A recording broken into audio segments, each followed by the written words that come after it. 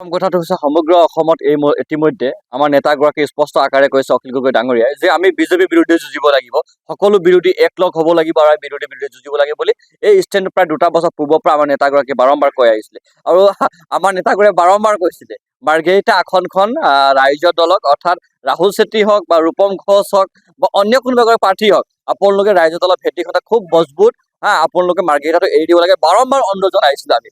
তাৰ স্বত্তেও একদম একেবাৰে স্বাৰ্থপৰ, যোৱা 17 বছৰ মন্ত্ৰী থকা স্বত্তেও জনগণৰ যি ধৰণে উন্নয়নমুখী কথা কাম কাজবোৰ কৰিব লাগিছিলে কাম কাজ নকৰে। আৰু সকলোৱে জানে ভিতৰুৱাকে এটা অংক আছিলে, বুজাবুজি আছিলে, সেইকাৰণে যোৱাবাৰ বৰ ভাল ভাল প্ৰাৰ্থীসকলে প্ৰাৰ্থী বিচাৰোতেও নিদি মেলি অন্য এগৰাকী প্ৰাৰ্থীক দিছিলে।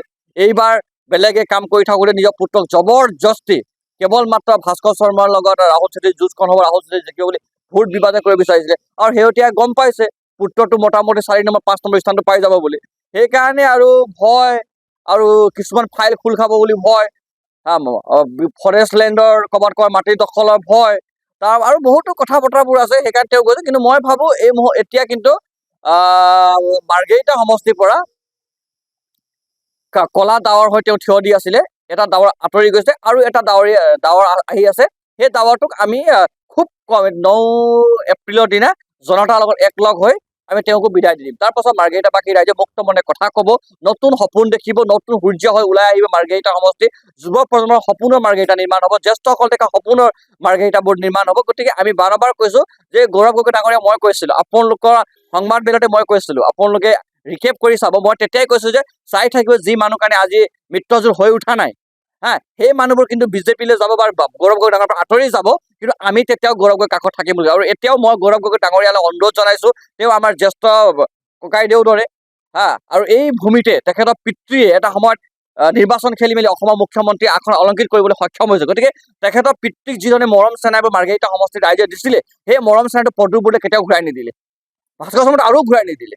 গতিকে তেখেতৰ পিতৃৰ যি গুণবোৰ মাৰ্ঘেৰিটা সমষ্টিত লগাইছিলে, সেই গুণবোৰ যে আমি ঘূৰাই দিম, কিয়নো আমি ৰজা নহয়, আমি বেটা হয় মাৰ্ঘেৰিটাৰ। আৰু সেইকাৰণে মই গৌৰৱ গগৈ ডাঙৰীয়াক অনুৰোধ জনাইছো যে মাৰ্ঘেৰিটা সমষ্টিত পৰা পৰ্যায়ত তেওঁলোকে যাতে আমাৰ কাৰণে আমাৰ ইয়াত একক যুঁজ কৰাই দিয়ক, কিয়নো আমিও তেখেতৰ বিৰুদ্ধে ৰাইজৰ দলে প্ৰাৰ্থী নিদিব বুলি আৰু তেওঁলোকৰ কিছুমান নেতাসকলৰ বিৰুদ্ধে আমি প্ৰাৰ্থীত্ব নিদিওঁ বুলি ইতিমধ্যে আমাৰ নেতাগৰাকী ঘোষণা কৰিছে। গতিকে আমি অনুৰোধ জনাব পাৰিম, সিদ্ধান্ত একেবাৰে কংগ্ৰেছৰ হাতত আছে।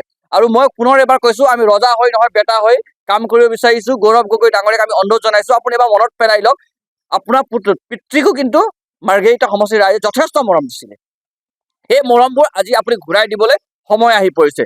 গতিকে মই অনুৰোধে কৰিব পাৰিম আৰু পুনৰ এবাৰ কৈছো, এনেকুৱা বহুতো 2 নম্বৰী মানুহবোৰ এতিয়াও আমি ভাবো সোমাই আছে, আৰু এই জাবৰাবোৰক আঁতৰাই দিলে এখন নতুন সূৰ্য হৈ কাম কৰিব পাৰিব। গতিকে ভাল, যি হৈছে ভাল হৈছে মাৰ্ঘেৰিটাৰ কাৰণে। আমি সাজু, আমি সেইদিনাও সাজু, আজিও সাজু, আমি কাইলৈ কাৰণে সাজু। আমি বাৰম্বাৰ কৈছো নতুন প্ৰজন্মৰ মাৰ্ঘেৰিটা আমি কৰিম, নতুন মাৰ্ঘেৰিটা আমি মাৰ্ঘেৰিটাবাসীক উপহাৰ দিবলৈ আমি সাজু। প্ৰদ্যুৎ বৰদলৈ ডাঙৰীয়াটো MP আছিলে, ক্ষমতা দখল চকল বুলি কি হয় মই নাজানো, কিন্তু প্ৰদ্যুৎ বৰদলৈ ডাঙৰীয়া পুত্ৰক সংস্থাপন কৰিব তাত গৈছে বুলি মই ভাবো। আৰু ইতিমধ্যে মই শুনা মতেতো গোটেই দিল্লীলৈ ৰাওনা হৈছে, স্থানীয় বিধায়কো দিল্লী ৰাওনা হৈছে, পুত্ৰও দিল্লীলৈ ৰাওনা হৈছে। মানুহ ইমান মিছা কথা ক'ব পাৰেনে? মোক বিজেপিৰ বি টিম বুলি মানুহবোৰৰ মাজত কৈছে। ৰাহুল চেত্ৰীয়ে সততাৰ ওপৰত প্ৰশ্ন কৰিছিলে, ৰাইজৰ দলৰ কষ্ট পৰিশ্ৰম ত্যাগৰ ওপৰত তেওঁলোকে ভেজাল সৃষ্টি কৰিব বিচাৰিছিলে। এই যে দুধ কাজত পানীকে পানী হৈ গ'ল, যেতিয়ালৈকে সূৰ্য চন্দ্ৰ বৰাক ব্ৰহ্মপুত্ৰৰ দিহিং থাকিব, ৰাইজৰ দল যেতিয়ালৈকে মাৰ্ঘেৰিটাত থাকিব, কোনো কাৰণতে আমি মানুহবোৰৰ ওচৰত বিক্ৰী হৈ নাযাওঁ। কোনো কাৰণতে বিজেপিৰ সন্মুখত গৈ আত্মসমৰ্পণ কৰিবৰ কাৰণে আমি শিকা নাই। আমি যুঁজিছো, আমি শিকিছো, আমি বুজিছো আৰু আমি জিকিম। আমাৰ মাৰ্ঘেৰিটা সমষ্টিৰ ৰাইজ যথেষ্ট সজাগ সচেতন, তেওঁলোকে জানে প্ৰদ্যুৎ বৰদলৈ ডাঙৰীয়া আৰু ভাস্কৰ শৰ্মা ডাঙৰীয়া এটা মুহূৰ্ত হিপিটি। সেইকাৰণে কিছুমান ফাইলবোৰ নাখালে। ট্ৰাইবেল আটাইতকৈ শক্তিশালী নেতা প্ৰচণ্ড তৰুণ ডাঙৰীয়াৰ ফাইল কেলে খোল নাকালে? চালে কি বনাঞ্চলৰ ওপৰত গৈ আপোনালোকে ছাৰ্ভে কৰিব, ফৰেষ্ট লেণ্ডত দখল কৰি মেলি কোনজন মানুহে মাটি ককাইৰ নামত বাগান লৈছে, ফাইল কেলে খোল নাখালে? ART কোম্পানী মাটি পট্টা বনাই মেলি এতিয়াতো কিবা কিবি পেট্ৰল পাম্প কোনোবা এজন মানুহ বিক্ৰী কৰিছে, সেইজন ককাইটো দেউ নামত কেলে ফাইলবোৰ খোল নাকালে? সদায় ইপিটি সিপিটি মাৰ্ঘেৰিটাখন বচাব লাগে বুলি কিছুমান ফাইলবোৰ লুকাই থৈ দিয়া হৈছে। আজি সকলো ফাইল খোল খালে, কিন্তু এগৰাকী নেতাৰ ওপৰত কেলে ফাইল খোল নাখালে? এইবোৰ হাজাৰ প্ৰশ্ন আছে।